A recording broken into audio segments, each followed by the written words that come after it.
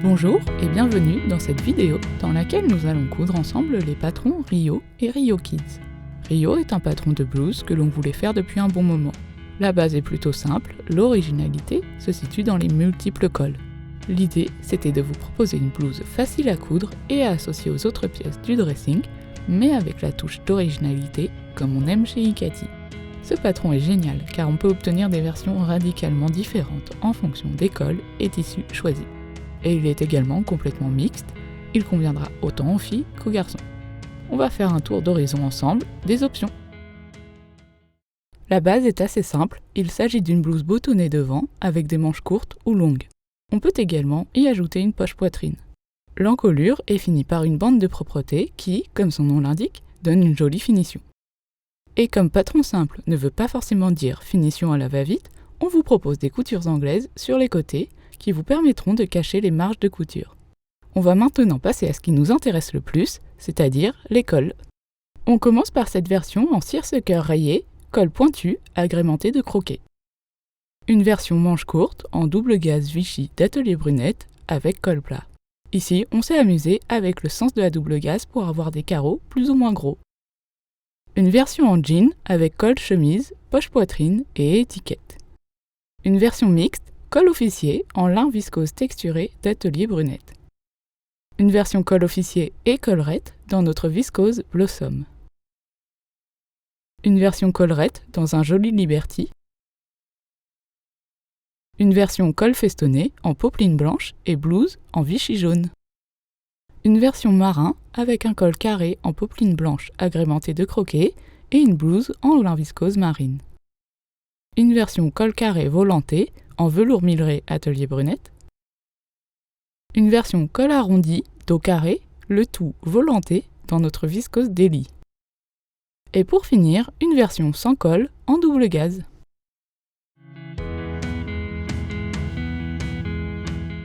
Au niveau des tissus, cette blouse est conçue pour du chêne et trame, c'est-à-dire des matières tissées et non tricotées. On peut à peu près tout utiliser, à condition que ce ne soit pas trop épais pour que cela reste confortable. On va diviser les tissus en deux catégories, la saison chaude et la saison froide. Pour la saison chaude, on peut utiliser de la popeline, du Vichy, du plumetis, du chambray, du lin, de la double gaze, de la broderie anglaise, du seersucker ou encore de la viscose. Pour la saison froide, on pourrait utiliser du velours Milleray, du jean souple, de la flanelle ou encore de la gabardine fine. Au niveau des fournitures, on aura d'abord besoin d'entoilage, préférez un entoilage tissé fin qui ne donnera pas un effet cartonné à votre vêtement. On aura ensuite besoin d'un système de fermeture. Ce sera principalement des boutons, mais on pourrait également utiliser des pressions. On partira plutôt sur des diamètres de 10, 11 ou 12 mm, mais rien ne vous empêche d'utiliser d'autres tailles pour varier les styles. Enfin, en option, vous pouvez utiliser des éléments dits décoratifs pour personnaliser votre col, comme du croquet ou serpentine, du passepoil ou encore de la dentelle.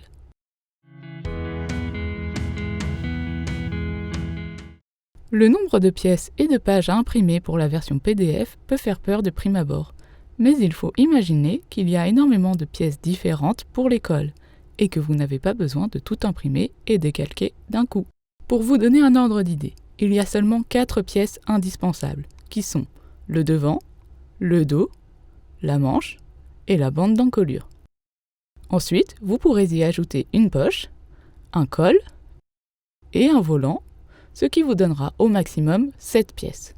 De plus, on a pris soin de vous donner les mesures des pièces volants, ce qui vous permettra de les tracer directement sur le tissu, sans avoir besoin d'imprimer ou de décalquer la pièce.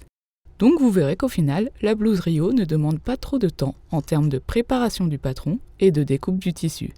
Simplement une remarque, pour le col officier, c'est le seul col qui ne nécessite pas de découper une pièce bande de propreté en colure. Concernant la bande de propreté, justement, il est impératif de la couper dans le biais pour un tissu en chêne et trame. Le biais permet d'apporter la souplesse nécessaire à la bande pour bien se placer dans les arrondis. Je vous montre la différence entre deux bandes. La première, en haut, a été coupée dans le biais et est donc bien souple, presque élastique. La seconde, en bas, a été coupée dans le droit fil et est donc plutôt rigide. Il est également possible d'utiliser la technique de la pose de biais à l'encolure si vous préférez. Cette technique n'est pas détaillée dans le tutoriel, mais vous pouvez aller voir la vidéo de montage du patron Hibiscus où elle est détaillée. Assurez-vous d'utiliser un tissu suffisamment fin pour avoir une belle finition. Si le tissu principal de votre blouse est un peu épais, vous pouvez sans problème couper votre bande de propreté dans un autre tissu plus fin. Concernant les coutures anglaises, elles sont prévues sur les côtés du corps, qui présentent donc une marge de couture de 1,5 cm au lieu de 7 mm. Si vous ne souhaitez pas les réaliser, vous pouvez recouper votre marge de couture à 7 mm et procéder à l'assemblage des côtés de façon classique en plaçant vos pièces endroit contre endroit. Pour les pièces volant, elles sont tellement longues qu'il n'est pas toujours possible de les couper en une seule fois au pli, selon la laisse du tissu. Dans ce cas, on coupe la pièce en 2 fois et on l'assemblera ensuite. Le rendu est quasiment invisible étant donné que la couture sera cachée dans les fronces. Si notre coupon de tissu est un peu plus petit que préconisé, on pourrait même imaginer couper ce volant en plusieurs morceaux afin d'optimiser au maximum sa découpe et ne pas avoir trop de chute de tissu. Avant de se lancer dans la couture, on va commencer par la préparation des pièces, et notamment l'entoilage. On commence par la patte de boutonnage. On coupe 2 bandes de 2,5 cm de large que l'on vient entoiler sur l'envers des devants, le long de la lisière, ce qui correspond au premier pli de la patte de boutonnage. Ensuite, on peut également entoiler un des 2 cols, qui deviendra ainsi le col extérieur. Ce n'est pas obligatoire et cela dépend du rendu souhaité ainsi que du tissu utilisé. Le fait d'entoiler va légèrement rigidifier le col et lui donner ainsi plus de tenue. Pour vous donner des exemples concrets, ici j'ai choisi d'entoiler le col officier, car c'est un col qui nécessite une certaine tenue. A l'inverse, pour ce col carré en milleret, je n'ai pas trouvé utile de l'entoiler, le tissu ayant déjà une certaine tenue.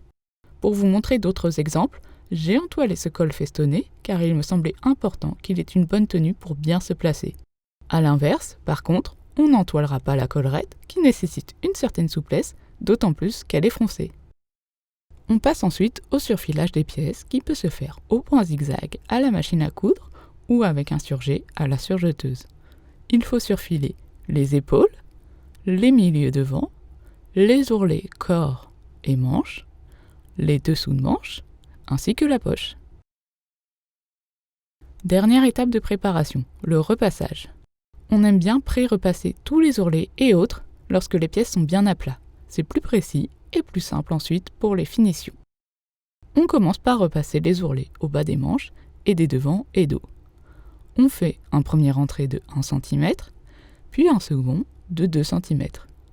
Je m'aide d'une règle prévue pour le repassage qui me permet de plier directement mon ourlet à la bonne taille, sans avoir besoin de faire des repères au préalable.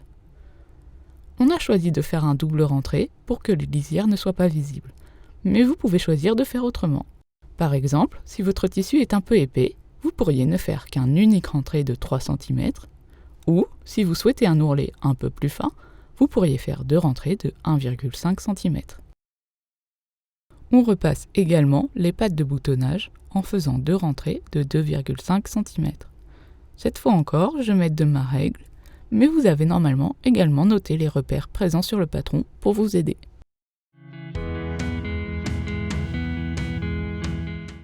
On commence par l'option poche. On repasse l'ourlet du haut de poche de la même façon que pour les autres. Un rentré de 1 cm, puis un rentré de 2 cm. On pourrait le piquer en place tel quel, mais on a une petite astuce pour avoir une finition encore plus propre. On garde le premier rentré plié envers contre envers, mais on va placer le second rentré endroit contre endroit, comme ceci. On épingle pour tenir en place, puis on va piquer à 7 mm les 2 extrémités. Voilà une fois piqué. On peut maintenant dégarnir les angles, puis retourner l'ourlet du haut de poche sur l'endroit. On repasse bien, puis on pique l'ourlet. Cette façon de faire nous permet de cacher les marges de couture qui pourraient dépasser en haut de la poche. Cela permet aussi de préformer les rentrées des côtés, comme on peut le voir ici. On va donc repasser les rentrées de 7 mm sur les 2 côtés et le bas de la poche. Une fois bien repassé, on peut placer la poche sur le devant gauche selon les repères du patron. Pour ne pas se tromper de côté, cette poche se place côté cœur lorsque le vêtement est porté. On épingle bien la poche sur le devant, puis on va piquer les côtés et le bas au ras de la lisière. Je vous montre la piqûre à la machine. Je commence par déplacer mon aiguille vers la gauche, ce qui me permettra d'aligner le bord avec le repère milieu du pied presseur. Je vais débuter et terminer ma piqûre par un triangle qui permet de renforcer l'entrée de poche. Je compte le nombre de points que je fais afin de pouvoir faire la même chose de l'autre côté, pour obtenir une piqûre symétrique. À chaque angle, je laisse l'aiguille plantée dans le tissu, je soulève le pied presseur, je tourne mon tissu et je peux reprendre la couture. Si mon dernier point n'arrive pas à l'endroit que je veux, je peux légèrement tricher en tournant le volant à la main sur le dernier point et en réajustant mon tissu pour que l'aiguille arrive pile à l'endroit souhaité. Voilà la poche piquée. On essaye de faire une piqûre au plus proche du bord de la poche. C'est souvent un peu plus délicat et discret qu'une piqûre qui serait plus loin. En haut, on voit que notre astuce permet d'avoir une belle finition.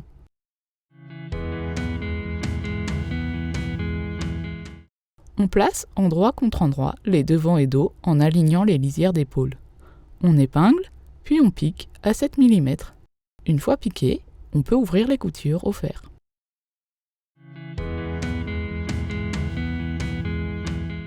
En fonction de la façon dont le volant a été coupé, on peut avoir besoin de le reconstituer en une seule pièce. Pour ce faire, on place endroit contre endroit les deux pièces et on aligne une petite extrémité. On pique à 7 mm, puis on ouvre la couture au fer. On repasse le volant envers contre envers sur toute sa longueur, en prenant soin de bien aligner les lisières. Cela nous permet d'avoir un volant double et ainsi de ne pas avoir besoin de faire une finition sur le bord, qui pourrait être un ourlet mouchoir ou un rouleauté par exemple. On pique 2 lignes de fronce sur le long côté non fini du volant. Je vous invite à regarder notre vidéo technique sur comment faire des fronces pour avoir toutes nos astuces. Ici, on a donc utilisé un point long et on n'a pas fait de point d'arrêt en début et fin de piqûre. On va maintenant pouvoir froncer le volant. Je me marque quand même le milieu du volant qui correspondra au milieu dos du col. Pour le reste, je vais froncer à l'œil, en faisant en sorte que ce soit harmonieux. C'est plus simple de froncer le volant seul plutôt qu'épinglé au col, car il y a une assez grande longueur à froncer. Je tire sur les fils de fronce de la canette et je fais glisser petit à petit. Mais on va pas se mentir, c'est un peu long. Pour vous donner une idée, le coefficient de fronçage est de 2. Il faut donc obtenir une bande 2 fois plus petite à la fin. Si l'on préfère, on pourrait faire un fronçage plus précis en divisant le volant et le col en 4 parties égales, mais ce n'est pas franchement indispensable. Voilà une fois froncé. Je peux positionner le volant endroit contre endroit sur le bord extérieur du col extérieur, c'est-à-dire le col entoilé. J'aligne les lisières ensemble, je fais correspondre les milieux dos ainsi que les 2 extrémités devant. Je répartis maintenant le fronçage de mon volant. C'est une étape qui se fait à l'œil. Ce qui est important, c'est que ce soit harmonieux visuellement. Au niveau des angles, il n'y a pas de grande difficulté. Je vais simplement essayer d'aligner au maximum les lisières, même si le volant ne fera jamais un angle droit parfait. Et si des petits plis se créent, ce n'est pas grave. Ils se confondront avec les fronces. Une fois épinglé, on peut piquer le volant dans la marge de couture du col pour le tenir en place.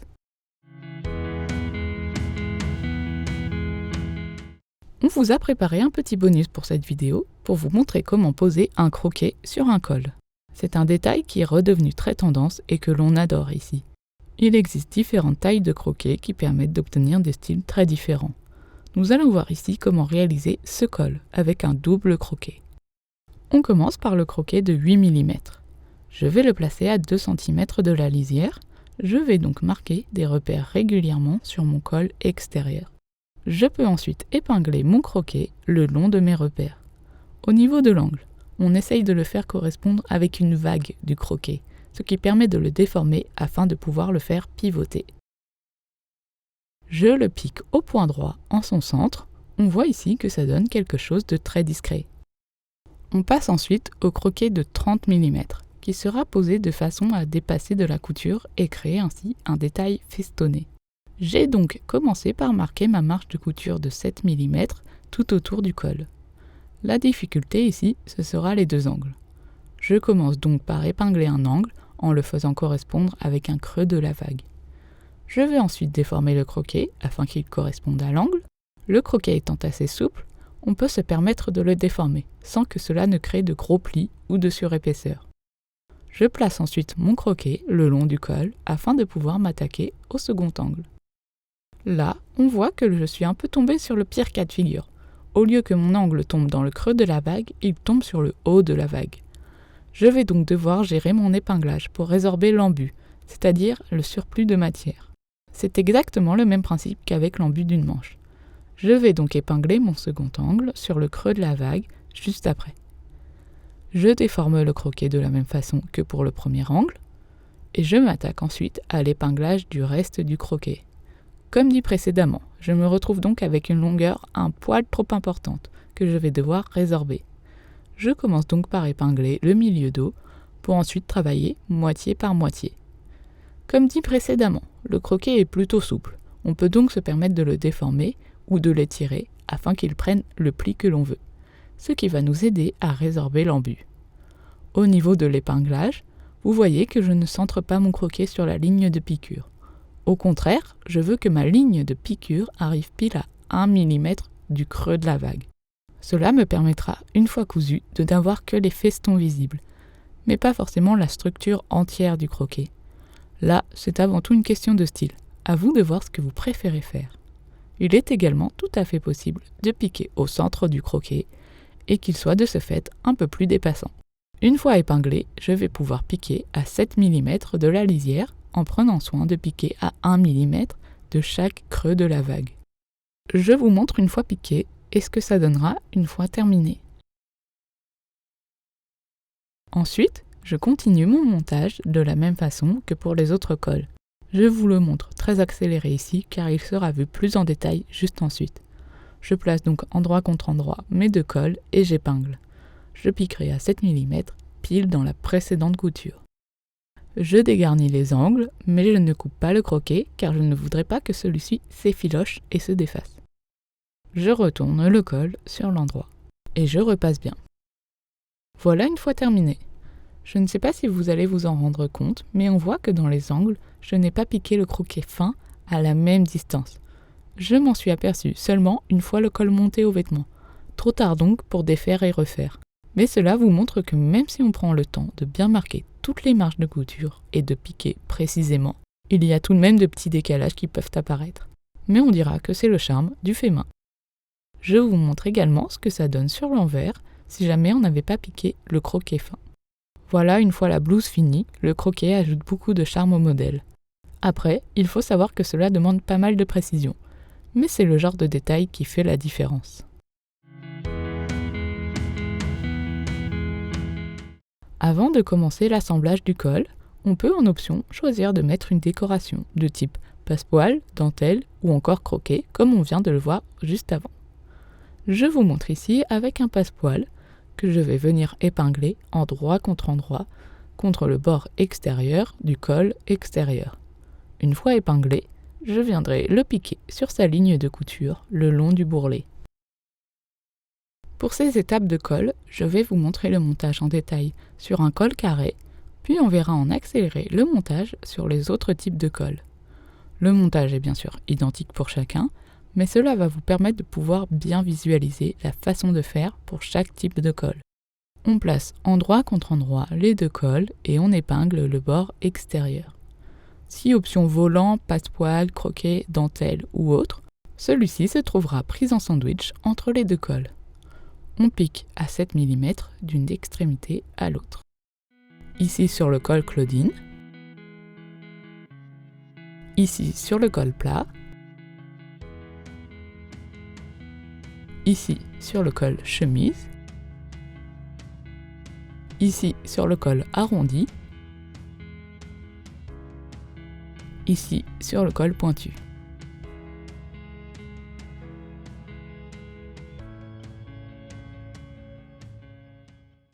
Je fais un petit aparté sur le col festonné. Si on veut des festons vraiment beaux et bien réguliers, je vous conseille de prendre le temps de marquer la marge de couture tout autour. Je vous conseille de marquer cette ligne plutôt sur le col entoilé car c'est le plus stable. Ainsi, On suivra exactement cette ligne lors de la piqûre. À chaque angle, je laisse l'aiguille plantée dans le tissu, je soulève le pied presseur et je pivote le tissu.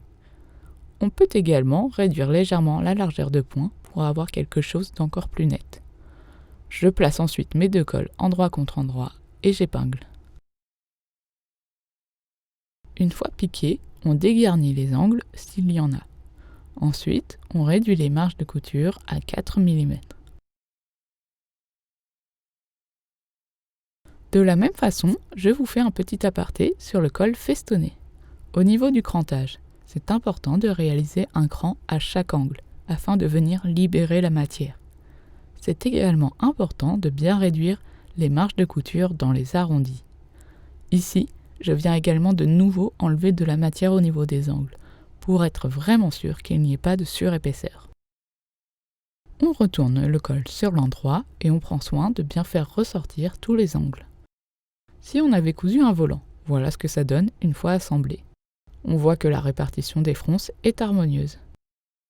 On va ensuite bien repasser le col. En option, on peut surpiquer à 2 mm. Je l'ai fait ici sur le col chemise, je vous montre ce que ça donne. Enfin, petit aparté sur le col festonné. Il va être important de bien le repasser, mais avant, j'ai une astuce. Il faut chauffer et glisser entre ses doigts les lisières afin de bien faire ressortir les arrondis. C'est important de le faire avant le repassage, ça permet de gagner des petits millimètres qui sont précieux pour avoir un joli rendu. Je vous fais une petite pause à la moitié pour que vous puissiez voir le avant-après. On voit que les festons sont déjà bien mieux formés. Une fois terminé, je peux passer au repassage, mais la plus grosse partie du travail a ainsi déjà été faite. On voit que malgré tout, mes festons ne sont pas absolument parfaits, mais il faut se dire qu'une fois assemblés au corps, les défauts sont moins visibles. On place le col sur l'encolure, endroit du col intérieur contre endroit des devants et dos. On fait correspondre les repères milieu dos et épaules. Au niveau des extrémités devant, il y a deux possibilités. Pour le col Claudine, plat, festonné et chemise, le col se termine au niveau du repère milieu devant, c'est-à-dire à 6,25 cm de la lisière. Pour le col arrondi, pointu et carré, le col se termine au niveau du repère prévu pour, c'est-à-dire à 7,5 cm de la lisière. Pour toutes les options avec volant, bien sûr, celui-ci n'est pas pris en compte, et c'est bien l'extrémité du col que l'on aligne avec le repère, et non l'extrémité du volant. Une fois épinglé, on pique dans la marge de couture pour tenir le col en place. Je vous montre ici l'assemblage sur le col carré. On passe maintenant à la collerette. Les étapes suivantes sont à suivre pour la collerette simple, mais également pour l'option collerette plus col officier. On plie la collerette dans sa longueur endroit contre endroit et on épingle les deux extrémités. On pique à 7 mm. Une fois piqué, on dégarnit les angles, puis on retourne la collerette sur son endroit et on repasse. On pique 2 lignes de fronce sur le long côté non fini de la collerette. Je vous invite à regarder notre vidéo technique sur comment faire des fronces pour avoir toutes nos astuces. Ici, on a donc utilisé un point long et on n'a pas fait de point d'arrêt en début et fin de piqûre. On place la collerette sur l'endroit de l'encolure et on fait correspondre d'abord les milieux dos, puis les repères épaules. Au niveau des extrémités devant, la collerette se termine au niveau du repère prévu pour, c'est-à-dire à 7,5 cm de la lisière. On tire sur les fils de fronce de la canette jusqu'à ce que la collerette froncée soit de même longueur que l'encolure. Puis on répartit les fronces et on épingle. On pique dans la marge de couture pour tenir la collerette en place. Et voilà, une fois cousu au corps.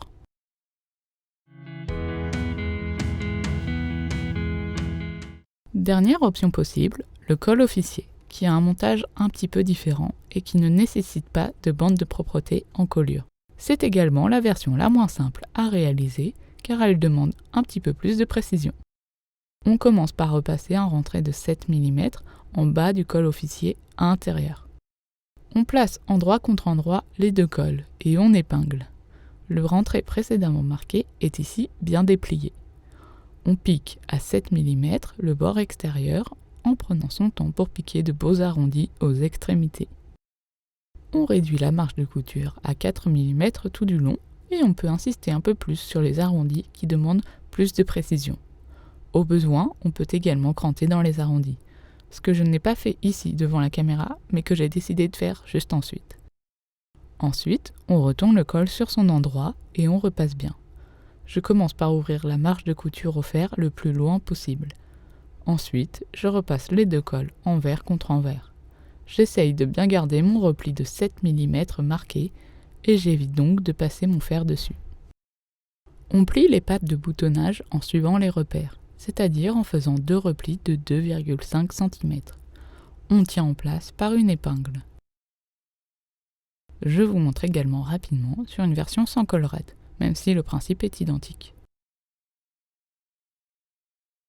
On va placer le col extérieur le long de l'encolure endroit contre endroit. Le col extérieur est le col entoilé, sans repli repassé en bas. On écarte donc le col intérieur pour l'instant, qui ne sera pas pris dans la couture. On fait correspondre les milieux dos, puis les repères épaules. Le col est épinglé d'une extrémité à l'autre. Pour l'option col officier plus collerette, la collerette est déjà assemblée à l'encolure et est donc prise en sandwich entre le corps et le col. On pique à 7 mm d'une extrémité à l'autre. Je vous montre sur la version sans collerette. On réduit la marge de couture à 4 mm, puis on crante tous les centimètres environ le long de l'encolure. On reforme le rentré de 7 mm sur le col intérieur et on va venir l'épingler le long de l'encolure sur l'intérieur du vêtement. On recouvre légèrement la couture précédemment réalisée. On épingle bien et on peut piquer à ras du bord, mais la piqûre risque de ne pas être parfaitement régulière. On conseille donc d'abord de bâtir cette couture avec de grands points à la main avant de piquer à la machine. Et si on préfère, pour un rendu encore plus soigné, on peut coudre à la main avec des points glissés qui seront invisibles sur l'endroit. Voilà une fois piqué sur des versions avec et sans collerette. Sur ces deux versions, j'ai préféré faire des points invisibles à la main pour avoir un rendu bien impeccable. Les deux tissus utilisés sont plutôt fins et glissants. J'avais donc peur que ma piqûre machine ne soit pas régulière. On repasse au montage des cols avec l'assemblage de la bande de propreté en colure. Cette étape concerne tous les cols sauf le col officier, ainsi que la version sans col. Pour cette étape, nous allons voir ensemble le montage sur une version avec col carré, mais bien sûr, le montage est identique pour les autres versions, que ce soit avec ou sans col. On a donc notre col qui est déjà assemblé dans la marge de couture de l'encolure. On va venir replier le haut des pattes de boutonnage en se fiant au repère, c'est-à-dire en faisant deux replis de 2,5 cm. On plie la première partie envers contre envers et la deuxième partie endroit contre endroit. La patte de boutonnage est ainsi pliée en accordéon. En fonction des versions de col, il se peut que celui-ci soit pris en sandwich, c'est tout à fait normal. On maintient donc les deux pattes avec une épingle. On plie la bande de propreté envers contre envers dans sa longueur et on repasse bien. On place la bande de propreté endroit contre endroit le long de l'encolure. Les lisières accrues sont donc alignées ensemble. On va commencer et terminer la bande de propreté à peu près à la moitié des pattes. Cela évitera d'avoir ensuite trop d'épaisseur au niveau des angles. On épingle donc et vous verrez qu'à la fin, la bande de propreté est plus longue que l'encolure. C'est normal, cette pièce a été prévue un peu plus longue pour avoir une marge de sécurité. Et aussi, car en fonction des tissus, cela peut réagir différemment et s'allonger plus ou moins en étant coupé dans le biais. On coupe donc le surplus. On pique à 7 mm d'une extrémité à l'autre. Attention, on voit bien jusqu'au bout des pattes. Je vous fais un plan machine pour vous montrer comment je fais. En fait, l'épinglage n'est pas indispensable pour cette étape et je vous avoue que je ne le fais jamais. J'épingle simplement l'extrémité du début, puis je vais replacer ma bande au fur et à mesure de la piqûre. Je procède portion par portion, je laisse l'aiguille plantée dans mon tissu afin que rien ne bouge, j'aligne mes lisières et je maintiens avec mon doigt, puis je fais glisser mon tissu afin qu'il se présente en ligne droite sous mon pied presseur. Et je répète jusqu'à la fin, où je coupe mon surplus. Procéder ainsi fait gagner du temps et n'est absolument pas moins précis. Une fois piqué, on réduit la marge de couture à 4 mm environ. Ensuite, on peut cranter tous les centimètres environ. J'avoue que je ne le fais pas systématiquement car certains tissus sont assez fins et souples pour que ce ne soit pas indispensable. Il reste à dégarnir les angles aux extrémités. Il nous reste à retourner la bande de propreté sur l'envers du vêtement et les pattes de boutonnage sur leur endroit. On prend soin de bien retourner les angles. On peut pré-repasser la bande de propreté pour nous aider et être ainsi plus précis. Ensuite, on peut épingler la bande à l'intérieur du vêtement. Si on a un col, comme moi ici, on prend bien sûr soin de ne pas l'épingler et de ne pas le prendre dans la couture. Si on veut ajouter une étiquette, c'est le moment de l'épingler au niveau du milieu dos. On peut ensuite piquer à ras de la lisière d'une extrémité à l'autre. Là encore, je vous montre comment je pique à la machine à coudre, car de la même façon, je n'épingle pas. Je replace simplement ma bande de propreté au fur et à mesure, et je pique à ras de la lisière en ayant au préalable décalé mon aiguille d'un cran vers la droite. Je me suis mis une épingle pour marquer le milieu dos, c'est donc le moment de placer mon étiquette. Je vais lentement pour avoir une piqûre régulière. C'est vrai que par habitude, on conseille plutôt de faire cette piqûre sur l'endroit du vêtement. Mais ici, je préfère faire cette couture sur l'envers, pour vraiment pouvoir suivre ma lisière. Une fois le vêtement fini, la surpiqûre est un détail assez visible, notamment au niveau du milieu dos. C'est pour ça que j'essaye de bien la soigner. Et voilà, une fois la bande de propreté cousue.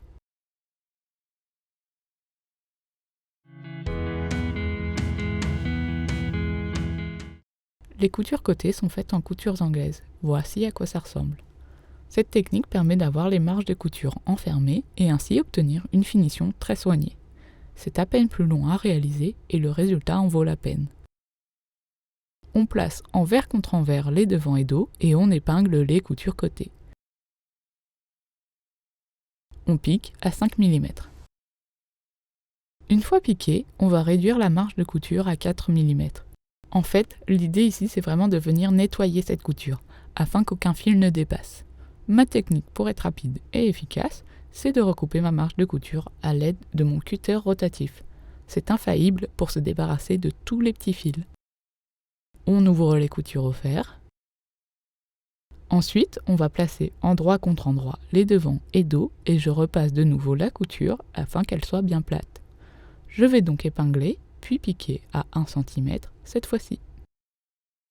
Et voilà, les coutures anglaises sont réalisées.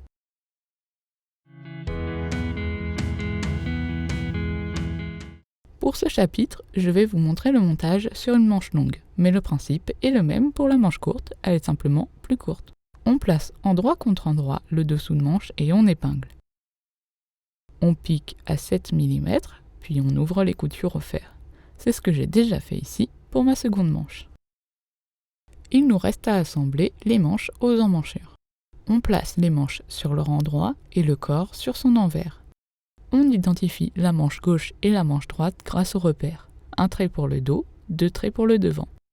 On place la manche endroit contre endroit dans l'emmanchure et on commence par faire coïncider le dessous de manche avec la couture côté. On couchera de préférence la couture anglaise vers le dos. On fait ensuite correspondre les repères devant, puis le milieu de la tête de manche et la couture épaule, et enfin le repère dos. On répartit ensuite l'épinglage entre chaque repère. On pique à 7 mm et on fera ensuite la même chose de l'autre côté. Voilà, une fois piqué, j'ai également surfilé mes lisières pour ne pas que le tissu s'effiloche.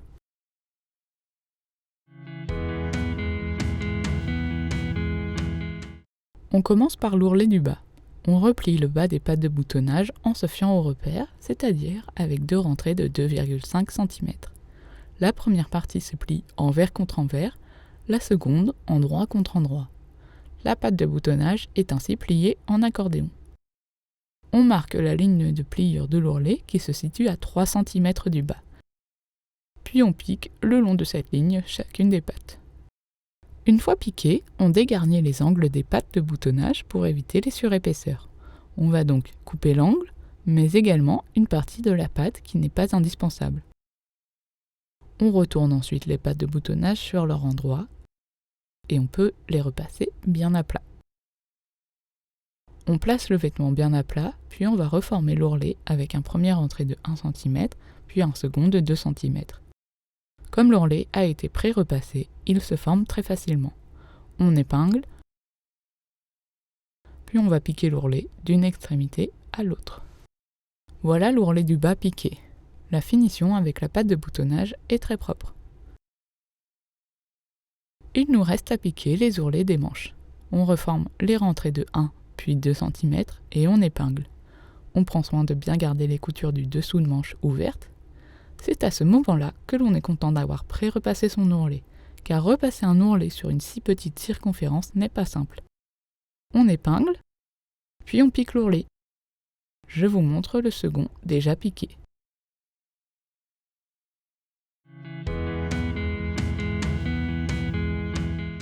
En option, on peut surpiquer le bord libre des pattes de boutonnage comme je l'ai fait ici. Cela permet de les enfermer, mais ce n'est pas obligatoire car elles seront sinon maintenues par les boutons et boutonnières. C'est plus une question de style si on veut avoir ou pas une surpiqûre visible. Il nous reste à réaliser les boutonnières. Pour une version fille, on positionne les pattes de boutonnage ainsi. Pour une version garçon, cela se fait à l'inverse. La première boutonnière est horizontale et les autres sont verticales. Les espacements de centre à centre de boutonnières sont donnés par taille dans le tutoriel. Le nombre de boutons et leur espacement est donné à titre indicatif. Rien ne vous empêche de les agencer différemment. Si l'on préfère, on peut également poser des pressions à la place. Je vous montre ce que ça donne sur cette version. Et voilà, votre blouse Rio est terminée. Ce patron est une super base pour composer plein de hauts différents. On vous montre ici un éventail des possibilités, mais vous pouvez laisser libre cours à votre imagination. On espère que vous aussi, vous serez content de vos réalisations. Si cette vidéo vous a plu, n'hésitez pas à la liker et à vous abonner à notre chaîne. On a hâte de découvrir vos versions, alors rendez-vous sur Instagram avec le hashtag #IkatiRio. À très bientôt chez Ikati.